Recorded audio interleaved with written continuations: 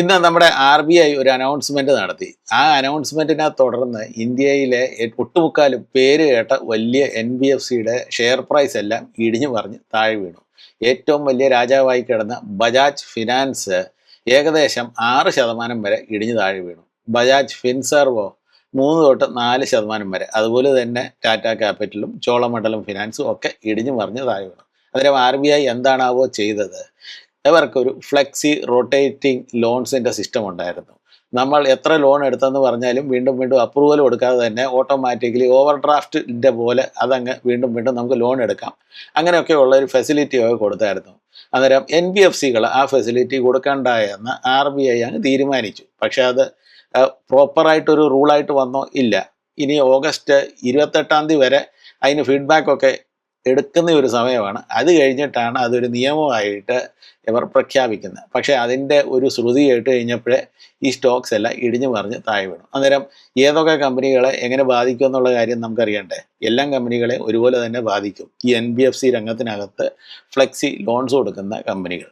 അന്നേരം അതിനകത്ത് ഈ കമ്പനികൾക്ക് ലോങ് ടേം ഷോർട്ട് ടേം എന്തൊക്കെ പ്രശ്നം വരും, ഒരു ഷെയർ ഹോൾഡർ എന്ന നിലയിലും ഒരു കസ്റ്റമർ എന്ന നിലയിലും എന്തൊക്കെ പറ്റുമെന്ന് നമുക്കറിയണ്ടേ? So let's get into the show.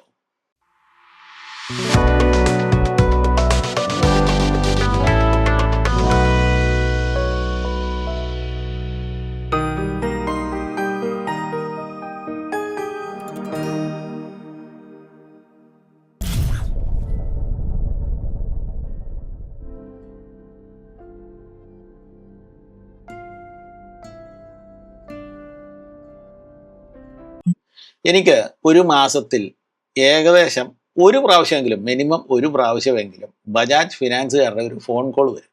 എന്തിനാണ് ഫോണ്? സാറേ, സാറിന് ലോൺ വേണോ? സാറിന് ഓവർ ഡ്രാഫ്റ്റ് ഫെസിലിറ്റി തരാം, മാടയാ ഓടയാന്ന് പറഞ്ഞിട്ട് നമ്മളെ എങ്ങനെയെങ്കിലും നമ്മളെ കൊണ്ട് ലോൺ എടുപ്പിക്കണം.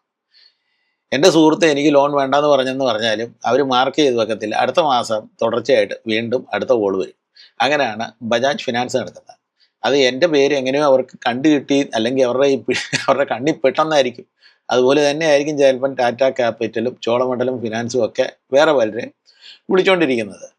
പക്ഷേ ഇന്ന് മാർക്കറ്റ് ഫോള് നടന്നു കഴിഞ്ഞപ്പോഴത്തേക്ക് ഏറ്റവും മാക്സിമം ആയിട്ട് മാർക്കറ്റ് ഫോള് നടന്ന ആരുടെ സ്റ്റോക്കായിരുന്നു? ബജാജ് ഫിനാൻസിൻ്റെയാണ്. അന്നേരം ഞാൻ ചില ഡേറ്റ ഒക്കെ നോക്കിക്കഴിഞ്ഞപ്പോഴത്തേക്ക് ഏകദേശം 15% ഓഫ് അവർ അസറ്റ്സ് അണ്ടർ മാനേജ്മെൻറ്റ്, അവരുടെ അസറ്റ്സ് അണ്ടർ മാനേജ്മെൻറ്റിൻ്റെ 15% പോലും അത് നല്ലപോലെ അഫക്റ്റ് ആയിട്ടുണ്ട് ഈ ഒരു ഡിസിഷൻ കാരണം. ഡിസിഷൻ എന്താണ്? ഇനി നിങ്ങൾക്ക് ഫ്ലെക്സി ലോൺ എന്ന് പറഞ്ഞ് ഈ over draft facility, rotated loan, ഈ പരിപാടി ഇനിയും കൊടുക്കാൻ പറ്റത്തില്ല എന്നാണ് RBIയുടെ നിയമം. ബജാജ് ഫിനാൻസിൻ്റെ 15% അസറ്റ്സ് അണ്ടർ AUMനെ എഫക്റ്റ് ചെയ്തു. ടാറ്റ ക്യാപിറ്റലിൻ്റെ 8 തൊട്ട് 12% വരെ എഫക്റ്റ് ചെയ്തു. ചോളമണ്ഡലം ഫിനാൻസിൻ്റേത് 1% എഫക്റ്റ് ചെയ്തു. പിന്നെ ബജാജ് ഫിൻസർവ് എന്ന് വെച്ച് കഴിഞ്ഞാൽ ബജാജ് ഫിനാൻസിൻ്റെ ഹോൾഡിംഗ് കമ്പനിയൊക്കെ ആയതുകൊണ്ട് അവരെയും അഫക്റ്റ് ചെയ്തു. അങ്ങനെ ആയിരിക്കുന്നു ഈ പുതിയ നിയമം. അന്നേരം അതിൻ്റെ ആ ഒരു ഇമ്പോർട്ടൻസ് എന്താണെന്ന് ചോദിച്ചു കഴിഞ്ഞാൽ, ഇവരുടെ ഇനിയും വരാനിരിക്കുന്ന അടുത്ത ഒരു 2-3 ക്വാർട്ടറിലേക്ക് ഇവർ നല്ലപോലെ പാടുപെടണം, നല്ലപോലെ വിയർക്കണം. അന്നേരം നിങ്ങളുടെ കയ്യിൽ ബജാജ് ഫിനാൻസിൻ്റെ സ്റ്റോക്സ് ഉണ്ടെങ്കിൽ വിൽക്കണമെന്ന് ചോദിച്ചു കഴിഞ്ഞാൽ വിൽക്കേണ്ട കാര്യമൊന്നുമില്ല. ബജാജ് ഫിനാൻസ് തികച്ചും ഒരു നല്ല ഫൗണ്ടേഷനുള്ള ഒരു കമ്പനിയാണ്. അന്നേരം ഇത് ഇടിഞ്ഞു പറഞ്ഞ് താഴെ വീഴുവാണെങ്കിൽ നിങ്ങളുടെ കയ്യിൽ സർപ്ലസ് മണം ഉണ്ടെങ്കിൽ ഇച്ചിരിയൊക്കെ ഒന്ന് വെറുതെ എടുത്തോളാം. അത് അത്രയേ ഉള്ളൂ. പക്ഷേ ഇച്ചിരി കൂടി ലോങ് ടേം വിഷൻ എടുക്കണം. ഇമ്മീഡിയറ്റ്ലി നമ്മൾ ഇംപേഷ്യൻ്റ് ആയിട്ട് അയ്യോ വർദ്ധിക്കുന്നില്ല അല്ലോ ഒരു ചിന്തയുണ്ടെങ്കിൽ അത് ചിലപ്പം നിങ്ങൾക്ക് ഒരു നെർവസ്നെസ് ക്രിയേറ്റ് ചെയ്യാനുള്ള ചാൻസ് ഉണ്ട്. അന്നേരം ഈ പരിപാടിക്കകത്ത് നിങ്ങൾ എങ്ങനെയാണ് ഇതിൻ്റെ ഓപ്പറേഷൻ എങ്ങനെയാണ് നടത്തുന്നതെന്ന് ഞാനൊന്ന് പറഞ്ഞുതരാം. ഇപ്പം ഞാൻ ബജാജ് ഫിനാൻസിൻ്റെ ഇവർക്ക് EMI കാർഡ് എന്ന് പറഞ്ഞ പരിപാടിയൊക്കെ ഉണ്ട്. അപ്പോൾ ഞാൻ ബജാജ് ഫിനാൻസിൻ്റെ ഒരു ലോൺ ഒരിക്കലെങ്കിലും എടുത്തെന്ന് വിചാരിച്ചു. അന്നേരം ഒരു 1 lakh rupees എനിക്ക് ലോൺ അപ്രൂവ് ചെയ്തു തന്നു. ആദ്യം അപ്രൂവ് ചെയ്യുമ്പോൾ KYCയും അങ്ങനെയൊക്കെയുള്ള ഒന്നും കൂടെ ചക്രമൊക്കെ വേണം. പക്ഷേ 1 ലക്ഷം രൂപ ആദ്യത്തെ പ്രാവശ്യം നമുക്ക് അപ്രൂവ് ചെയ്ത് കഴിഞ്ഞാൽ പിന്നെ നമ്മൾ ഇത് അടച്ചു തീർക്കുമല്ലോ. ഇതിൻ്റെ EMI നമ്മൾ ലോൺ എടുത്തതിൻ്റെ തിരിച്ച് അടച്ചു തീർക്കണം. അതിന് ആ പ്രിൻസിപ്പൽ അടച്ചു തീർത്തുകൊണ്ടിരിക്കുമ്പം അവരുടെ ഒരു സിസ്റ്റം ഇതായിരുന്നു. ഫോർ എക്സാമ്പിൾ, ഞാനൊരു എക്സാമ്പിൾ പറയാം. ഞാനൊരു ലോൺ എടുത്തു 1 lakhൻ്റെ. അന്നേരം അതിൻ്റെ അകത്ത് 25,000 രൂപ ഞാൻ അടച്ചു തീർത്തു പ്രിൻസിപ്പൽ. ബാക്കി ഇനി 75,000 രൂപ ഉണ്ട്. അന്നേരം അവർ ഇമ്മീഡിയറ്റ്ലി ഒരു പരിപാടി ചെയ്യുന്നുണ്ട്. ഇവർ നമുക്ക് മനസ്സിലായി ഞാനിത് അടച്ചു തീർക്കുന്ന ഒരു മനുഷ്യനാണ്, അല്ല കളിപ്പിക്കലല്ല എന്നുള്ള കാര്യം. അന്നേരം എന്ത് ചെയ്യുന്നറിയാം, ഇമ്മീഡിയറ്റ്ലി നമ്മുടെ ആ ലിമിറ്റ് അങ്ങ് കൂട്ടുകയാണ്. പിന്നെ നിങ്ങൾക്ക് അടുത്ത എന്തെങ്കിലും ഒരു അപ്ലയൻസ് വാങ്ങണോ, അല്ലെങ്കിൽ ഏതെങ്കിലും ഒരു കാര്യത്തിന് ലോൺ വേണോ, ഇമ്മീഡിയറ്റ്ലി നമ്മൾ ഒരു കാര്യം ചെയ്യേണ്ട, നമ്മൾ EMI കാർഡ് കൊണ്ട് അങ്ങോട്ട് കാണിച്ചാൽ മതി, ഓട്ടോമാറ്റിക്കലി അതൊരു ക്രെഡിറ്റ് കാർഡ് പോലെ അങ്ങ് പൊയ്ക്കൊണ്ടിരിക്കും. പക്ഷേ അതേസമയം ഇതൊരു EMI സിസ്റ്റത്തിനകത്തോട്ടാണ് കയറിപ്പോകുന്നത്. എന്നിട്ട് നമ്മുടെ ക്രെഡിറ്റ് കാർഡിൻ്റെ പോലെ അങ്ങേ അറ്റത്തെ 24-25% ഒന്നും അല്ല അവരുടെ റേറ്റ്. അന്നേരം അതൊരു ഇച്ചിരി അക്സെപ്റ്റബിൾ റേറ്റ് ആണ്. ഈ പേഴ്സണൽ ലോണിനെക്കാട്ടിലും കുറവായിട്ടുള്ള റേറ്റ് ആണ്, നമ്മുടെ ക്രെഡിറ്റ് റേറ്റിംഗ് ഒക്കെ വെച്ചാണ് അവർ തരുന്നത്. അന്നേരം നല്ലൊരു ഫെസിലിറ്റി ആണോ എന്ന് ചോദിച്ചു കഴിഞ്ഞാൽ തികച്ചും കാര്യം നടന്നു കിട്ടാൻ നല്ലൊരു ഫെസിലിറ്റിയാണ്. ബജാജ് ഫിനാൻസ് പോലുള്ള കമ്പനികൾ ഈ ഒരു പ്രശ്നത്തെ അതിജീവിക്കുമെന്ന് ചോദിച്ചു കഴിഞ്ഞാൽ തീർച്ചയായിട്ടും അതിജീവിച്ചിരിക്കും. അതിനുള്ള ടെക്നോളജിയൊക്കെ ഇപ്പോഴും ഉണ്ട്. അന്നേരം അതിന് സ്പെഷ്യലി അവർ ഒരു പരിപാടിയും ചെയ്യേണ്ട, ഒരു എക്സ്ട്രാ KYC ചെയ്യണം, അങ്ങനെയൊക്കെയുള്ള ചില പരിപാടികളൊക്കെ ചെയ്തിട്ട് ലോണിൻ്റെ ആ പോകുന്ന പോക്കിനകത്ത് ഒരു ബമ്പ് ഉണ്ടല്ലോ, നമ്മൾ യാത്ര ചെയ്യുമ്പോൾ കാർ ഓടിച്ചുകൊണ്ട് പോകുമ്പോഴത്തേക്ക് ഇടയ്ക്ക് ചിലയിടത്ത് ഒരു ബമ്പ് വരുമല്ലോ, അതുപോലെ ഒരു ബമ്പ് സിസ്റ്റം പോലെ ചെയ്തിട്ട് അങ്ങ് ക്രോസ് ഓവർ ചെയ്യും. ഇപ്പോൾ ഞാനൊന്ന് നോക്കുകയായിരുന്നു അവർ ഏതൊക്കെ തരം ലോൺസ് ആണ് കൊടുക്കുന്നത്. ആദ്യം urban and rural personal loans, ഇവിടാണ് ഇവരുടെ മാക്സിമം ആയിട്ടുള്ള ചങ്ക് പോകുന്നത്. ഏകദേശം 137 lakh crore rupees-ആണ് അവർ കൊടുക്കുന്നത്. പിന്നെ ഉണ്ട് MSME ലെൻഡിങ്. MSME എന്ന് വെച്ച് കഴിഞ്ഞാൽ മിഡിൽ ആൻഡ് സ്മോൾ സ്കെയിൽ ഇൻഡസ്ട്രീസിന് ലെൻഡ് കൊടുക്കുന്ന ഒരു പരിപാടിയാണ്. വർക്കിംഗ് ക്യാപിറ്റലായിട്ട് അവർക്ക് കൊടുക്കണമല്ലോ. പിന്നെ ലോൺ അഗേൻസ്റ്റ് സെക്യൂരിറ്റീസ് ഉണ്ട്, പിന്നെ ഉണ്ട് കൊമേർഷ്യൽ ലെൻഡിങ് ഉണ്ട്, പിന്നെ കൺസ്യൂമർ ഫിനാൻസ് ഉണ്ട്. അങ്ങനെയൊക്കെ പല തരത്തിലുള്ള ലോൺസൊക്കെ ഉണ്ട്. അന്നേരം ഇതിനെല്ലാം എഫക്റ്റ് ചെയ്യുമെന്ന് പറഞ്ഞു കഴിഞ്ഞാൽ സാരമായിട്ട് ഇവിടെ എല്ലാം എഫക്റ്റ് ചെയ്യും.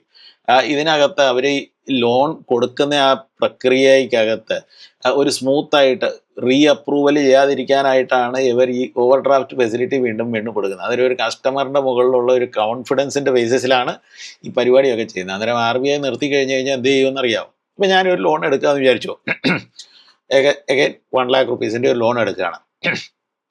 അന്നേരം അത് തീർന്നു കഴിഞ്ഞിട്ട് നിങ്ങൾ അപ്രൂവ് ചെയ്യാൻ പറ്റും, അല്ലെങ്കിൽ പുതിയ ഒരു ലോണായിട്ട് അതിനി അപ്രൂവ് ചെയ്യാൻ പറ്റത്തുള്ളൂ എന്നാണ് RBIയുടെ മാൻഡേറ്റ്. അന്നേരം എന്ത് ചെയ്യണം, ഇതങ്ങോട്ട് തീർന്നു കഴിയും, അല്ലെങ്കിൽ 1 lakh rupees-ൻ്റെ ലോൺ അങ്ങോട്ട് തീർന്നു കഴിയുമ്പോഴത്തേക്ക് ആ ഇതെല്ലാം ആപ്പ് വഴിയാണ്. അന്നേരം ആപ്പിനകത്ത് ഓൾറെഡി അവർക്ക് നമ്മുടെ KYC-യുടെ ഡേറ്റയൊക്കെ ഉണ്ട്. അന്നേരം ഉള്ള KYC-യുടെ ഡേറ്റ ഒന്നുകൂടെ നമ്മളെ കാണിച്ചു കഴിഞ്ഞിട്ട് പറയും, ഇതൊക്കെ തന്നെയാണോ നിൻ്റെ ഈ പരിപാടി, നിൻ്റെ ഓൾറെഡി ഉള്ള data, you can confirm, accept terms and conditions എന്നൊക്കെ പറഞ്ഞ് കുറേ ബട്ടൺസും ഒക്കെ തരും. അത് നമ്മളൊക്കെ അക്സെപ്റ്റ് ചെയ്യാം. അങ്ങനെ ആ വകുപ്പ് KYC കഴിയും. പിന്നെ അടുത്ത ഓവർ ഡ്രാഫ്റ്റ് അങ്ങ് ഇഷ്യൂ ചെയ്യും.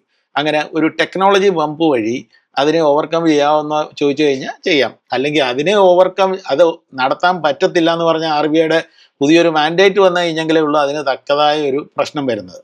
അല്ലെങ്കിൽ എനിക്ക് തോന്നുന്നില്ല ബജാജ് ഫിനാൻസോ ചോളമണ്ഡലോ അല്ലെ ടാറ്റ ക്യാപിറ്റലിനൊന്നും ഇതുകൊണ്ട് വലിയ പ്രശ്നം വരുത്തില്ല. താൽക്കാലികമായിട്ട് ഒരു 2-3 മാസം ഒരു കൊച്ചൊരു തടസ്സം വന്നതേ ഉള്ളൂ, അല്ലാതെ കാര്യമായിട്ടൊരു പ്രശ്നമൊന്നും എനിക്ക് കാണുന്നില്ല. അപ്പോൾ RBI എന്തുകൊണ്ട് ഇത് ചെയ്തെന്ന് ചോദിച്ചു കഴിഞ്ഞാൽ RBI പറയുന്നത് നിങ്ങളുടെ അസറ്റ് ക്വാളിറ്റിയെ അത് ഇമ്പ്രൂവ് ചെയ്യാനായിട്ടാണ് ഞങ്ങൾ ഈ ഒരു സ്റ്റെപ്പ് എടുക്കുന്നതെന്ന് പറഞ്ഞു. അത് തീർച്ചയായിട്ടും നല്ലൊരു കാര്യം തന്നെയാണ്. ഇപ്പോൾ ഒരാൾക്കങ്ങ് ഒരു ലിമിറ്റും ഇല്ലാതെ അങ്ങ് കൊടുത്തുകൊണ്ടിരിക്കുകയാണ് ലോണ്. അദ്ദേഹം ചിലപ്പോൾ ആദ്യമൊക്കെ ലോണൊക്കെ ശരിക്കൊക്കെ അടച്ചു, പക്ഷേ അത് കഴിഞ്ഞിട്ടും ഒരു റീവെരിഫിക്കേഷൻ വീണ്ടും ചെയ്തില്ലെങ്കിൽ ആ കസ്റ്റമറിന് വാങ്ങുണ്ടോ ഇല്ലയോ, എവിടെയെങ്കിലും ചെന്ന് പ്രശ്നമാണെന്നോ എന്നുള്ള കാര്യം അറിയാതെ തന്നെ ഇത് ഓട്ടോമാറ്റിക്കലി ഇങ്ങനെ വെള്ളം പോലെ ഒഴുകി പോകുന്നതിനെക്കാട്ടി നല്ലത് ഇടയ്ക്കൊക്കെ ഒരു ഡാം ഫിറ്റ് ചെയ്യുന്നത് നല്ലതാണോ? തീർച്ചയായിട്ടും നല്ലതാണ്. ഇതിനകത്ത് വേറെ അഡ്വാൻറ്റേജ് ഉള്ള വേറൊരു പാർട്ടിയും കൂടെ ഉണ്ട്. അതാരെന്നറിയോ? ബാങ്കുകാർ. ഈ ഓവർ ഡ്രാഫ്റ്റ് ഫെസിലിറ്റി പണ്ട് ബാങ്കുകാർക്കേ ഉള്ളായിരുന്നു. പിന്നെ NBFC-ക്കാർ അങ്ങോട്ട് ഓവർ ഡ്രാഫ്റ്റ് ഫെസിലിറ്റി കൊടുത്ത് തുടങ്ങിക്കഴിഞ്ഞപ്പോഴത്തേക്ക് ബാങ്കുകൾക്കുള്ള ആ ഒരു വരവ് അങ്ങ് നിന്നുപോയി, അല്ലെങ്കിൽ കുറഞ്ഞു പോയെന്നെങ്കിലും പറയാമായിരുന്നു. ഇപ്പോൾ എന്ത് ചെയ്യുന്നു? ഇപ്പോൾ ആൾക്കാർക്ക് ഇപ്പോൾ ഓവർ ഡ്രാഫ്റ്റ് ഫെസിലിറ്റി വേണ്ടിയവർ പണ്ടൊക്കെ NBFC-യിലോട്ട് പോയി കഴിഞ്ഞ് കഴിഞ്ഞാൽ വെറും 1-2 മണിക്കൂറിനുള്ളിൽ എല്ലാം പാസ്സായി നമ്മുടെ ഓവർ ഡ്രാഫ്റ്റ് പരിപാടി നടക്കുന്നുണ്ടെന്ന് പറയും. പക്ഷേ ഇനി ബാങ്കിൻ്റെ പുറകിൽ നടക്കണം. ബാങ്കിൻ്റെ പുറകിൽ നടന്നു കഴിഞ്ഞാൽ ബാങ്കിനൊരു പ്രൊസീജിയറൽ ഡിലേ ഉണ്ട്. അന്നേരം അവരവരുടെ സമയത്തിനൊക്കെ ചെയ്തു തരും, പക്ഷേ അത് ഇച്ചിരി ഒരു താമസമാണ്. അന്നേരം നേരത്തെ നടന്നിരിക്കുന്ന പോലെ അത്ര ഈസി ആയിട്ട് നടക്കത്തില്ലെങ്കിൽ പോലും ബാങ്കിനൊരു പൊടി സന്തോഷമുണ്ടെന്നുള്ള കാര്യം ശരിയാണ്. ഇത്രയൊക്കെ നടന്നു വരുമ്പോഴത്തേക്ക് എനിക്ക് ഓർമ്മ വരുന്ന വാറൻ ബഫറ്റിനെയാണ്. അദ്ദേഹം എന്താണ് പറഞ്ഞിരിക്കുന്നത്? അദ്ദേഹം പറഞ്ഞത് നല്ല കമ്പനികൾ ഓപ്പറേറ്റിംഗ് ടേബിളിൽ കയറി കിടക്കുമ്പോൾ, അല്ലെങ്കിൽ അതിനെ ഓപ്പറേറ്റ് ചെയ്തുകൊണ്ടിരിക്കുമ്പം അന്നേരം വില ഇടിയും. അന്നേരം നമ്മൾ പോയി വാങ്ങി കഴിഞ്ഞ് കഴിഞ്ഞാൽ ഡിസ്കൗണ്ടിലാണ് കിട്ടുന്നത്. ശരിയാണോ? ശരിയാണ്. ഒരു ദിവസം കൊണ്ട് ബജാജ് ഫിനാൻസ് 6% വരെ ഇടിഞ്ഞ് താഴെ വീണു. ഇനി ഇടിയുമോ? ചിലപ്പോൾ ഇടിച്ചെന്ന് വരും. ഇനി അടുത്ത ഒരാഴ്ചത്തേക്കൊക്കെ ചില ഇടിയും തട്ടും മുട്ടും ഒക്കെ വന്നെന്നിരിക്കും. പിന്നെ ഒന്ന് സൈഡ് വേസ് സ്റ്റേബിലൈസൊക്കെ ആയെന്നിരിക്കും. പക്ഷേ നല്ലൊരു കമ്പനി ആയ സ്ഥിതിക്ക് ഇതൊരു ഡിസ്കൗണ്ടഡ് ബൈയുടെ സമയമാണോ എന്ന് ചോദിച്ചു കഴിഞ്ഞാൽ തീർച്ചയായിട്ടും ആണ്. പക്ഷേ ഇത് ഒരു റെക്കമെൻഡേഷൻ ആണെന്ന് പറഞ്ഞു കഴിഞ്ഞാൽ അല്ല. നിങ്ങളുടെ ഫിനാൻഷ്യൽ കൺസൾട്ടൻറ്റിനോട് നിങ്ങൾ ചോദിക്കുക. ഈ വീഡിയോ ഇവിടെ അവസാനിക്കുന്നു. വീഡിയോ ഇഷ്ടപ്പെട്ടിട്ടുണ്ടെങ്കിൽ ലൈക്ക് ചെയ്യുക, ഷെയർ ചെയ്യുക, സബ്സ്ക്രൈബ് ചെയ്യുക. സബ്സ്ക്രൈബ് ചെയ്യുമ്പം ആ ബെൽ ഐക്കൺ അടിക്കാൻ മറക്കല്ലേ. So till we meet again, piece.